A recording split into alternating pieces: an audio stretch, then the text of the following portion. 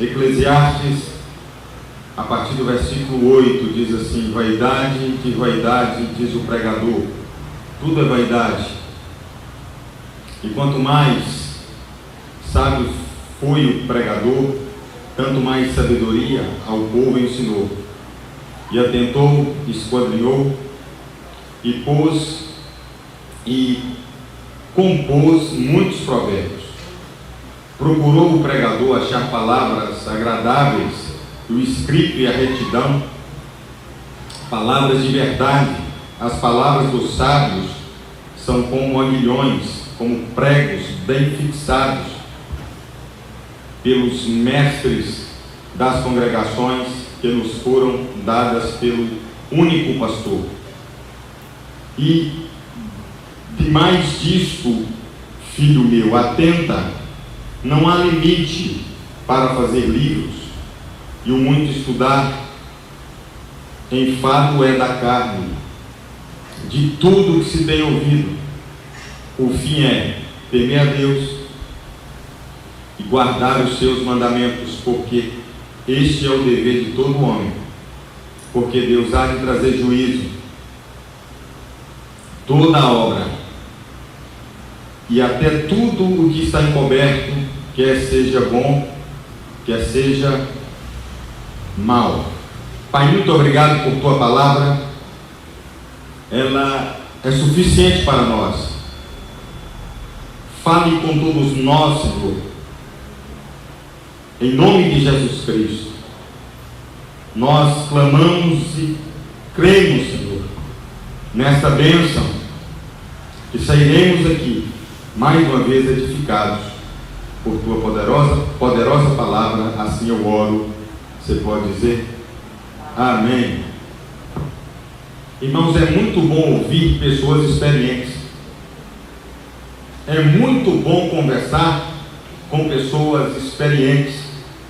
É muito bom aprender a sabedoria calejada com os mais vividos. Possivelmente você já aprendeu muitas coisas com seus avós, com seus pais. Eles possuem, os mais experientes, eles possuem uma compreensão mais ampla e mais clara a respeito da vida. E a compreensão deles a respeito da vida pode nos ajudar. A compreensão desses homens, a experiência que eles têm, pode nos ajudar a entender o sentido da vida, pode nos encorajar. A compreensão desses homens sobre a vida pode nos consolar, pode nos ajudar a entender muitas coisas. Os mais experientes também podem estar equivocados sobre a vida, sobre o consolo, pode estar equivocados sobre muitas coisas. Então nós não podemos tomar como verdades absolutas sem fazermos uma reflexão quando nós estivermos conversando com pessoas mais experientes. A nossa vida não pode ser baseada nas experiências desses homens. As experiências são importantes, conversar com esses homens nos edificam, mas nós temos que saber ouvir e reter o que é bom.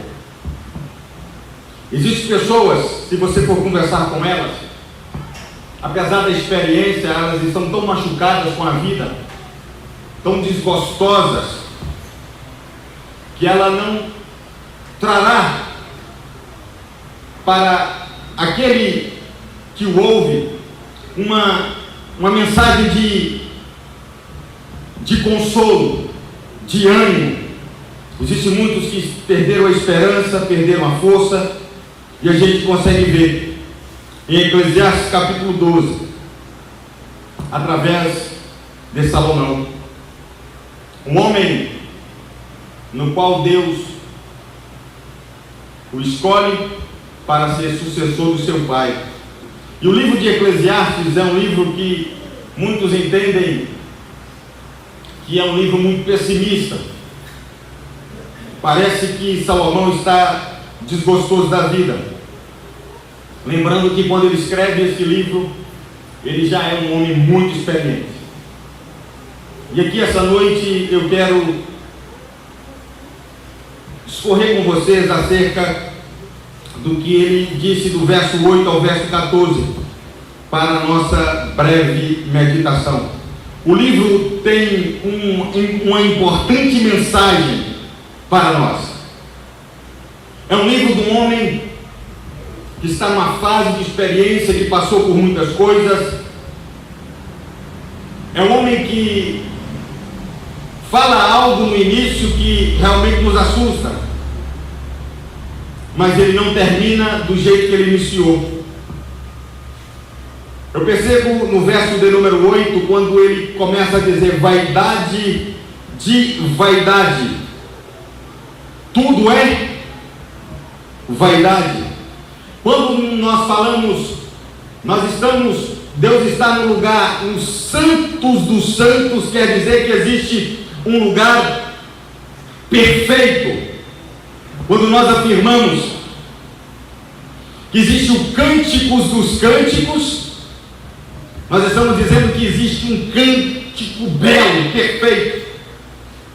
Aqui, Barbosa, no verso 8 em que li, o experiente Salomão, ele enfatiza mais uma vez, vaidade de vaidade.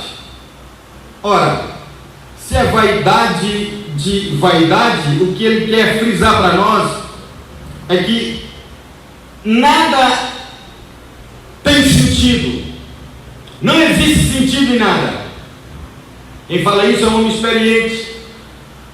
Vaidade de vaidade. E essa palavra vaidade, ele repete ela nesse livro por quase 38 ou 39 vezes. Ele enfatiza a mesma coisa, vaidade de vaidade, ou seja, nada tem sentido. Tudo é vaidade, nada faz sentido. Um homem experiente pode estar equivocado. Nós podemos aprender muitas coisas com os homens experientes, sim, mas os homens experientes podem estar equivocados. Lembrando que Salomão, ele mostra no capítulo 1, no verso logo de número 2, ele faz essa mesma afirmativa. Vaidade de vaidade, diz o pregador, é vaidade de vaidade. Capítulo 1, verso de número 2. Nada tem sentido. O que não tem sentido? Na perspectiva de um ateu.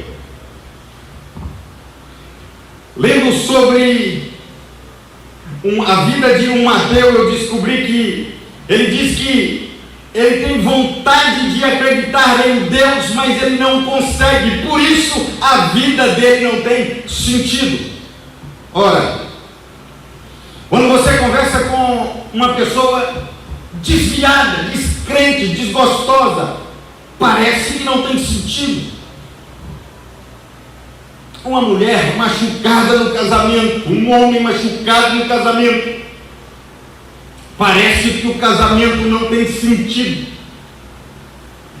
Para esses que estão machucados, esses que passaram por experiências amargas, tristes, lembrando bem que nós temos que saber ouvir e reter o que é bom, e a nossa vida não pode estar embasada, fundamentada nas experiências, de maneira nenhuma. Nada faz sentido para muitas pessoas, e Salomão enfatiza isso por 39 vezes, dizendo que nada tem sentido. E por que o autor desse livro escreve isso?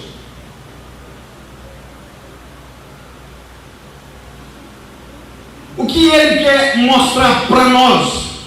Qual o objetivo de Salomão ao escrever Eclesiastes? Por que um homem parece que ele está desgostoso da vida? Por que um homem desse vai escrever algo para perdurar a eternidade?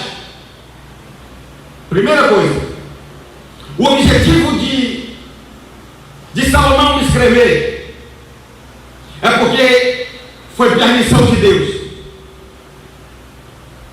para mostrar para todos nós, principalmente para muitos que seguem a teologia da prosperidade. Porque se Salomão diz que vaidade de vaidade, tudo é vaidade, o que Salomão discorre nos primeiros capítulos é que ele busca sentido na vida, nos prazeres. Ele busca sentido na vida no início, no sexo. Ele busca sentido na vida, nas artes. Ele busca sentido na vida, nas construções. E ele chega numa conclusão: vaidade não tem sentido. Quando você constrói e quando você termina a sua construção, você chega nessa conclusão: vaidade mostra que você tem uma experiência frustrada. Quando você coloca a sua experiência máxima, quando você deposita a sua confiança nos prazeres, no dinheiro, você chega nesse poço, vaidade. Você chega num vazio. Eu acho que todos os homens que seguem essa teologia da prosperidade tinham que ler verso por verso de Eclesiastes, tinha que ouvir, tinha que prestar atenção, tinha que aprender, para eles ter uma compreensão mais clara do que Salomão passa sobre a vida com muita fartura. Eu acho que homens que estão saindo do grande propósito, do caminho estreito, da cruz, tinha que ler Eclesiastes e entender que este homem foi o homem mais próspero de todos os tempos, o líder de todos os prósperos, o sonho talvez de muitos dessa teologia. E ele chega nessa compreensão: tudo é vaidade, ter muito é vaidade. As minhas experiências, Salomão diz, me levaram a um vazio imenso. Você percebe que Salomão, no verso de número 9, se você deixar a sua Bíblia aberta, eu vou te agradecer. Ele diz: o quanto mais o sábio, e quanto mais sábio foi o pregador, tanto mais sabedoria ao povo ensinou. Ele atentou, esquadrinhou, compôs muitos provérbios. Foi um homem um estudante, foi um homem que esforçava, foi um homem que estudava. No capítulo 1, verso 13, ele repete isso. No capítulo 1, verso 17, ele repete a mesma coisa. E no capítulo 7, verso de número 12, ele diz assim: porque a sabedoria serve de sombra, e o dinheiro também serve de sombra.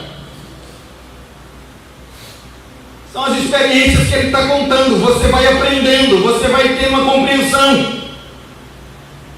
Mas os experientes podem estar equivocados. Sim. E ele mostra que por um período da sua vida ele estava equivocado. Por isso que o grande objetivo de Salomão é fixar isso no meu e no seu coração. Fixar o quê? Fixar que coisas terrenas, que essa teologia da prosperidade. Ele quer fixar que isso é correr atrás do vento. Ele diz: isso é verdade, isso não tem sentido. Quando o homem corre atrás dessas coisas, ele não é satisfeito. A sua alma não é saciada.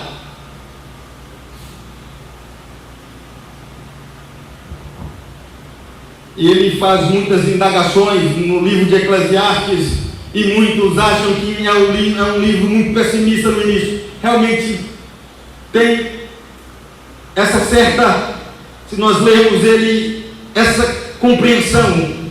Esse homem está decepcionado. Se você colocar a sua experiência em algo e você não ter a resposta que você deseja, você vai ficar frustrado. Quem confia no ouro fica frustrado. Quem confia na força dos próprios braços fica frustrado. Quem confia nos próprios talentos fica frustrado. Por isso que é bom você ouvir homens experientes que se renderam. E a grande beleza para mim desse livro não é o início, é o final desse livro.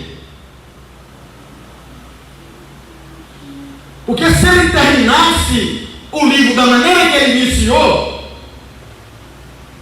eu não ia entender como Deus foi deixar. Se no início eu li com uma certa desconfiança, dizendo: meu Deus, como um pode dizer? Pode dizer que assim como os homens são como os animais? Como assim? A gente percebe que existem muitas pessoas que estão equivocadas quando faz comparações da igreja verdadeira, da igreja fiel, quando compara a igreja fiel com a igreja que é infiel. Quando muitos começam a comparar a igreja de Cristo, a igreja que foi comprada no Calvário, muitos fazem comparações da igreja de Cristo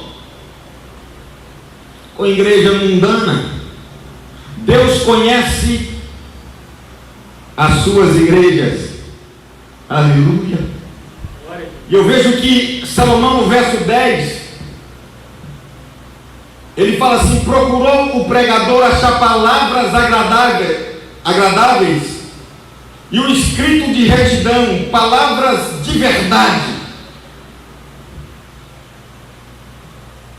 Igreja, Salomão, João, quando vai escrever este livro, deu ideia na mente dele, ele sai escrevendo. Não é assim. Quando ele vai escrever Eclesiastes, é um homem experiente. Olha o que diz: ele procurou o pregador achar palavras de verdade. Ele fala ainda no verso 11: as palavras dos sábios são como aguilhões, como pregos bem fixados. Ou seja, Salomão já tem experiência, ele quer mostrar a sua experiência. Ou seja, eu quero escrever um livro onde uma juventude possa ler, entender e afastar do pecado. Eu estou vendo Barbosa construir um terraço para o seu filho, com muito detalhe, combinando a cor da calha com a cerâmica. Não é isso, Barbosa? Detalhe, algo que fica bonito, pela experiência. Quer fazer algo bom. Aqui Salomão, com experiência, ele fala no verso número 10: eu vou procurar achar palavras que fiquem no coração do João, do Júlio, palavras que edificam, palavras que ficam no seu peito, para que eles não cometam os erros que eu cometi. Verso 10: ele procura o pregador achar palavras E realmente a gente vê quando um começa a dizer vaidade, vaidade, tudo é vaidade. Não, você está errado. Então, ele procura chamar a atenção. Eu quero que as pessoas leiam esse livro e fiquem atentas, dizendo: o que é isso? Quero que fique algo fixado. E o que está bem fixado no meu coração é que realmente essas coisas não têm sentido, irmão. Por quê? Porque tudo que ele fala que não tem sentido é loucura, porque Deus não estava na história. Não tem sentido buscar ouro desenfreadamente. Não tem sentido ter 1000 mulheres. Não tem sentido isso. Então ele fala: eu vou escrever algo. E ele só fez isso porque ele foi ajudado pelo Espírito Santo. Vou procurar algo. E Eclesiastes é o livro da sabedoria. Algo para ficar marcado. O primeiro verso que eu aprendi quando eu não era crente foi o verso de número, capítulo 12, verso 12. Lembra do teu Criador na mocidade. Na mocidade o jovem quer o quê? Sexo. Na mocidade o jovem quer o quê? Muito dinheiro. Na mocidade o jovem quer o quê? Muita fama. Na mocidade o jovem quer o quê? Construir muitas coisas. É na mocidade. E ele então fecha esse livro dizendo: lembra do Criador na mocidade. Vou achar palavras para poder fixar. Meu Jesus, eu achei isso extraordinário. Palavras dos sábios são como aguilhões. Fere. Nós temos que ouvir esse homem. Nós temos que ler Eclesiastes com mais detalhe. Mas quem lê Eclesiastes com mais detalhe vai lutar para não amar o ouro, para dizer: meu Deus, me possuiu e isso não teve prazer, e não sentiu prazer. Tudo é passageiro. Sem Deus as coisas são passageiras. Fixar. Viver sem Deus é vaidade. Ele quer fixar isso. Viver sem Deus é vaidade. Viver sem adorar a Deus é vaidade. Viver em busca dos prazeres carnais é vaidade. Tudo é vaidade. Não tem sentido nenhum. O homem experiente quer nos mostrar que nós não podemos viver segundo o nosso entendimento. Salomão, na sua experiência, ele quer mostrar que o homem tem que viver segundo os mandamentos, não segundo o entendimento. Segundo o meu entendimento, eu vou fazer isso. Nós não podemos viver segundo as experiências dos homens. Nós temos que escutar as suas experiências, absorver sabendo que eles podem se equivocar, mas o que for bom nós podemos reter. A partir disso nós cresceremos e também nós teremos as nossas próprias experiências. E um pouquinho de experiência que você possa ter, você pode dizer que viver sem Deus não tem sentido. Viver sem Deus não tem sentido. Um lar sem Deus não tem sentido. Uma casa sem Deus não tem sentido. Uma família sem Deus não tem sentido. Não tem harmonia. Não tem paz. Eu quero colocar palavras que ficam presas no coração dos homens. Salomão escreve Eclesiastes para isso, para as palavras ficar fixadas no coração. Vai ficar bem presa. Lembra do Criador. Nada tem sentido sem Jesus. Aleluia. Nada tem sentido na vida sem Cristo. A nossa vida não tem sentido sem Deus. O verso de número 12, ele ainda continua. Verso número 11, ele continua dizendo: as palavras dos sábios são como aguilhões, como pregos bem fixados pelos mestres das congregações que nos foram dadas pelo único pastor. Pastor aqui tem letra maiúscula. Tá não, João? Eu vou ter 2 João, um da frente. Abre, João, a Bíblia. Olha esse pastor no capítulo 12, verso número 12, verso 11. As palavras fixadas que nos foram dadas pelo único pastor, com letra maiúscula. Ou seja, quem me deu essas palavras, quem me orientou para poder escrever este livro, quem me deu essa sabedoria para que a palavra ficasse fixada, foi um bom pastor. Aí, no verso 11, está em letra maiúscula, é o nosso pastor, aleluia, aleluia, palavras de vida. Então foi orientação de Deus. Mostra para eles, mostra para a minha igreja, que tudo fora de mim é vaidade, ganância é vaidade, luxúria é vaidade, tudo é vaidade, sem Deus é sem sentido. Ter dinheiro e não tem Deus é viver um vazio imenso e terrível e cruel. As palavras do pastor. O objetivo desse livro, fazer isso ficar fixado. Sem Deus nada tem sentido, pode ter ouro, não tem Deus, não tem nada. Ainda ele diz no verso 12: e demais, filho meu, atenta, não há limite para fazer livros. Olha, Barbosa, eu muito estudar causa enfado. Ué, verso 12, o muito estudar, o que ele está querendo nos ensinar aqui? Que tudo quanto nós lemos, tudo que não glorifica a Deus nos causa enfado.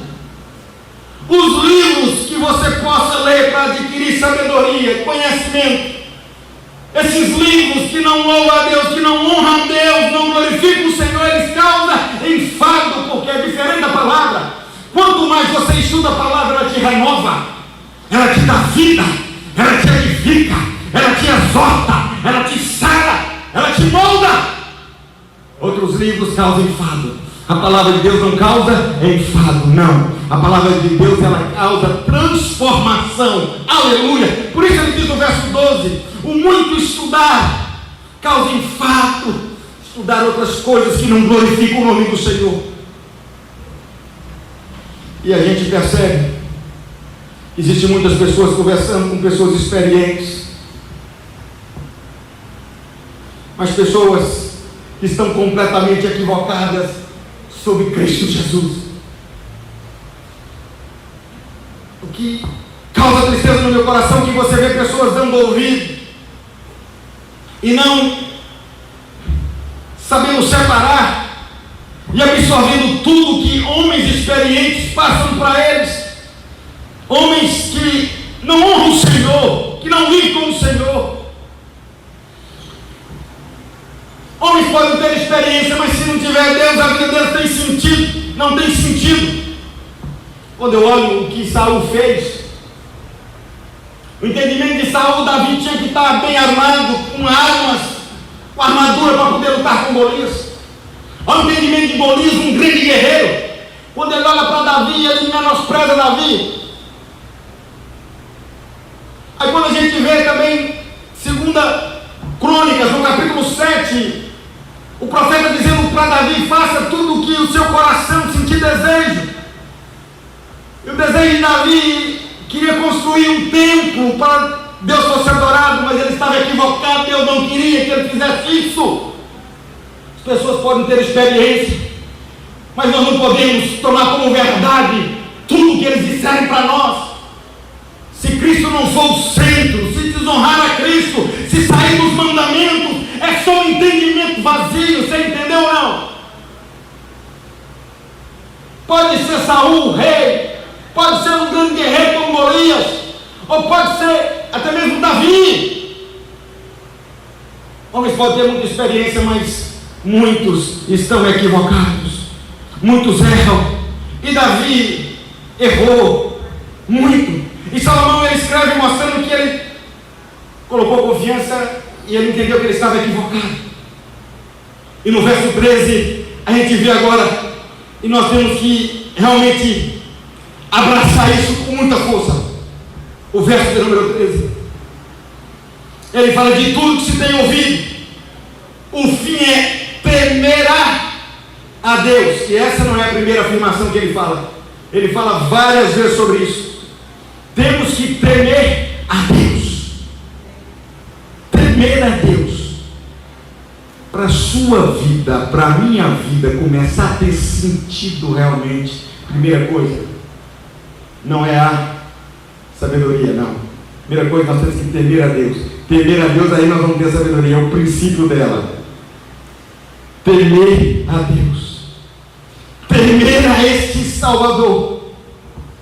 Temer a este que pode todas as coisas.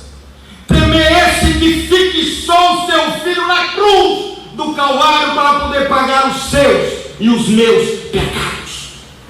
Temer a este Deus que não poupou o seu filho por amor de nós. Temer a este Deus que vai para a cruz, morre e ressuscita. Isso tem que ficar fixado. Uma vida sem cruz é uma vida sem sentido. Sem sentido. Você pode estar namorando uma moça bonita, mas se não tiver Deus, não tem sentido seu namoro. Você pode comprar um carro para sua esposa, Lu, mas se você não tiver Cristo, fica sem sentido. Fica ou não fica, Adriele? Fica sem sentido. Um pregador que prega e não vive, ele vive louco, ele vive sem sentido. Tudo é vaidade.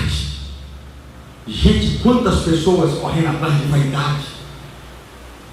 Parece que isso aí não fixou na mente de muitas pessoas, dando peito no coração. A gente sai da igreja, nós aprendemos tantas coisas, temos que temer a Deus. Olha aí, ele fala: guardar os mandamentos, não ouvir segundo o seu entendimento, mas segundo os mandamentos. Muitas pessoas escutam isso e não fica fixado na mente. Parece que os mandamentos são vaidade na vida de muitos. O mandamento de muitos é: não, eu tenho que falhar, eu tenho que ganhar, eu tenho que enriquecer, eu tenho que ter, eu tenho que aproveitar, eu tenho que curtir. Salomão fala isso: eu fiz tudo. E é vaidade. O bom que as pessoas têm que sair fixadas na mente deles é: eu tenho que temer a Deus e guardar os mandamentos. Foi o pastor Jesus, o poderoso, que deu essa palavra para Salomão escrever. O pastor, aleluia. Ainda no verso 14, aí já chegou na hora, aí nós vamos terminar. Ele fala, Barbosa, dizendo: porque Deus há de trazer juízo toda hora. Eu tenho certeza, se alguém que já passou aqui na terceira, no grande dia, se perguntar para eles: você já escutou sermão sobre o inferno? Já. Sobre mandamento? Já. Já escutou mensagem sobre o temor que o homem tem que temer a Deus? Já. Você já escutou que o homem não pode colocar os olhos em algo que não glorifica a Deus? Já escutei isso. Você já escutou que os adúlteros não entrarão no reino do céu? Já. Você já escutou que também quem rouba não entrará no reino do céu? Os ladrões? Já escutei. Você já escutou sobre quão sagaz é Satanás, esperto, astuto? Já. Você já escutou o que Cristo fez na cruz? Já. Está bem fixado? Tá. E por que você menosprezou? Quando você vai lá em Hebreus, no capítulo 10, se eu não estou me enganado, a partir do verso 24, 25, 26, após o pleno conhecimento da verdade, ou seja, após o conhecimento está fixado na mente, se brincar com o Filho de Deus, só resta uma coisa: juízo. Vamos aproveitar a graça de Deus. É tempo que nós arrependemos, porque eu acho que fixado aqui na nossa mente já está. Nós sabemos o que nós podemos fazer, o que nós não podemos fazer. Isso que nós não estamos fazendo é que realmente não está no coração. Entre no ouvido e sai. É necessário que a palavra fique no coração.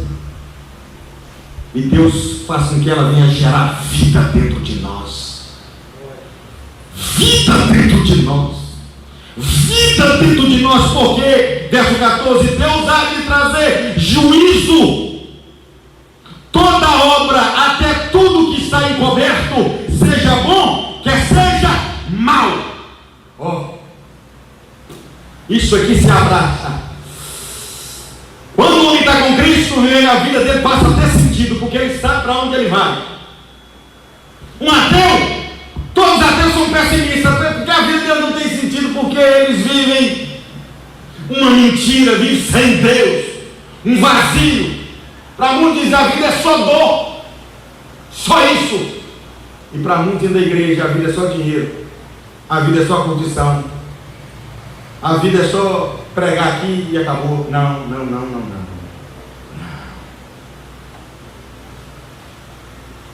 A palavra tem que estar fixada no nosso peito. Nós temos que fazer o que o Senhor manda, pregar aqui e nos 4 cantos da terra. Santo, santo, santo é o Senhor dos exércitos. E Ele está no lugar santíssimo, Ele está no lugar no santo dos santos. As coisas desse mundo é vaidade de vaidade. As coisas dos céus são coisas santas, santas, aleluia, consagradas. Ei, como é que está a sua vida? Você está ouvindo quem? Você está pegando qual experiência? O que está fixado no seu coração? Tem alguma coisa boa fixada no seu coração que não deixa você pecar? Tem. Como é que você está? Como é que estamos? Ouvimos muito sobre Jesus. Você tem muita experiência para contar para as pessoas. Sobre o amor, sobre o perdão, sobre a graça, sobre o inferno, sobre a volta do Cordeiro. Estudamos Apocalipse. Ei, Jesus vai voltar. Vai voltar. Vai voltar. E as palavras dos sábios são como aguilhões, são como pregos bem fixados. Não despreze a palavra deste livro. Não despreze a palavra deste livro. Corra das paixões carnais. São vaidades. Corra. Salomão diz: eu experimentei, fiquei frustrado. E ele termina dizendo, por isso que isso é obra de Deus. Ele não termina dizendo que é vaidade. Como é que ele termina esse livro? Ele pode iniciar dizendo que é vaidade. Aqui eu termino.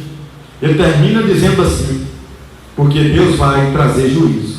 Toda obra e até tudo que está encoberto, quer seja bom, quer seja mal.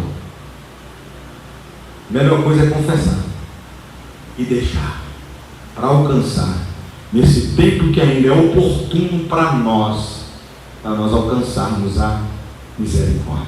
Feche seus olhos. Feche os seus olhos. Lembra de uma palavra que está fixada no seu peito, uma palavra assim de Deus, uma palavra que te ajudou a não cair num abismo, a não se embaraçar nos negócios dessa vida. O que está fixado?